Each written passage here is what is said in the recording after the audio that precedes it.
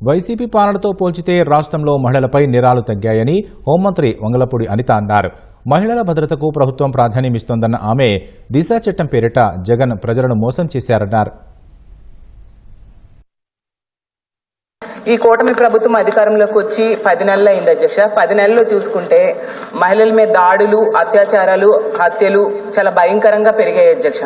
అది కూడా చాలా క్రూరంగా, దారుణంగా జరుగుతూ ఉన్న పరిస్థితి కనిపిస్తూ ఉంది అధ్యక్ష. ఎందుకంటే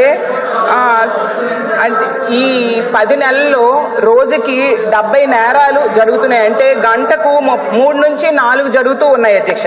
అది వాళ్ళు ఇచ్చిన అధికారిక డేటా ప్రకారమే నేను చెప్తున్నాను అధ్యక్ష. స్కూల్కి వెళ్లే పిల్లలకి, కాలేజ్కి వెళ్లే పిల్లల మీద, అలాగే తీసుకుంటే ఇంట్లో ఉన్న వాళ్ళ మీద, ఉద్యోగాలకు వెళ్లే వాళ్ళ మీద, ఈవెన్ ఆర్టీసీ బస్సుల్లో పనిచేసే కండక్టర్ల మీద కూడా లైంగిక దాడులు జరుగుతున్నాయి అధ్యక్ష. ప్రభుత్వం అధికారిక డేటా ఇచ్చింది అధ్యక్ష. దాని ప్రకారం చెప్తాను. అక్టోబర్ 31 నాటికి రోజుకి 50 మంది మహిళల మీద, బాలికల మీద ఇలాంటి నేరాలు జరిగితే ఇప్పుడు జనవరి 31 నాటికి అవి రోజుకి 70 సంఘటనలు జరుగుతూ ఉన్నాయి అధ్యక్ష. 18,114 నుంచి 16,000 ఆటికి తగ్గింది అధ్యక్ష. 16,000 సుమారు తగ్గింది అధ్యక్ష. దాన్ని తగ్గడం అంటారని చిన్నప్పటి నుంచి కూడా నాకు తెలుసు అధ్యక్ష. నేను చదువుకున్న టీచర్ని కాబట్టి దాన్ని తగ్గడం అంటారు అధ్యక్ష. వాటితో పాటు అధ్యక్ష మహిళల భద్రత యాప్. అమ్మ మీరు దిశ యాప్ అన్నారు, మేము శక్తి యాప్ అన్నాం.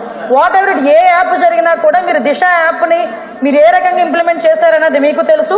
దిశ యాప్ ఇప్పుడు శక్తి యాప్ని మేము ఏ రకంగా ఇంప్లిమెంట్ చేస్తామో మీకు తెలుసు. మీరు ఆ రోజు దిశ చట్టం పెట్టారు. నిజంగా నేను కూడా చాలా హ్యాపీ ఫీల్ అయ్యాను. 21 రోజుల్లో కనుక శిక్ష పడితే కనుక ఫస్ట్ నేనే బొకే తీసుకెళ్లి జగన్మోహన్ రెడ్డి గారికి ఇద్దాం అనుకున్నాను అధ్యక్ష. లిటరల్లీ చెప్తున్నాను అధ్యక్ష. 21 రోజు నేను ఇక్కడ హోమ్ మినిస్టర్ అయిన తర్వాత అధ్యక్ష 21 రోజులు ఎలా అవుతుంది, ఎందుకు అవ్వలేదు నేను చెప్తాను అధ్యక్ష. ఫోరెన్సిక్ ల్యాబొరేటరీ కనీసం కన్స్ట్రక్షన్ లోనే బిల్డింగ్ ని కూడా కంప్లీట్ చేయడానికి కేవలం అమరావతిలో ఉందన్న పాపానికి 290 కోట్ల రూపాయలను కూడా పక్కన పెట్టేసి ఈ రోజుకి కూడా ఫోరెన్సిక్ ల్యాబొరేటరీని పూర్తి చేయని పరిస్థితిలో ఉంటే నీకు ఫోరెన్సిక్ రిపోర్ట్ ఎలా వచ్చింది? ఈరోజు నిందితుడిని పట్టుకోవాలంటే కనీసం ఫింగర్ ప్రింట్ ఐడెంటిఫికేషన్ సిస్టమ్ కి సంబంధించి డబ్బులు కట్టకపోతే, దాన్ని రెన్యువల్ చేయకపోతే, ఆ సిస్టమ్ పని చేయకపోతే ఎలా పట్టుకుంటారు? నిందితులను ఎలా పట్టుకుంటారు?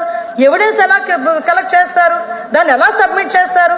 కనీసం ఓన్ సర్టిఫికేట్ ఇవ్వడానికి కూడా గవర్నమెంట్ హాస్పిటల్స్ లో డాక్టర్స్ లేని పరిస్థితిలో 21 రోజుల్లో ఎలాగ చట్టాన్ని అమలు చేద్దామని అనుకున్నారో అవే ల్యాబ్సెస్ ఆ రోజు మనకి సెంట్రల్ గవర్నమెంట్ పంపిస్తే తిరిగి వాళ్ళు ఏమి చెప్పలేక ఈరోజు చట్టాన్ని కూడా పక్కన పెట్టే పరిస్థితి.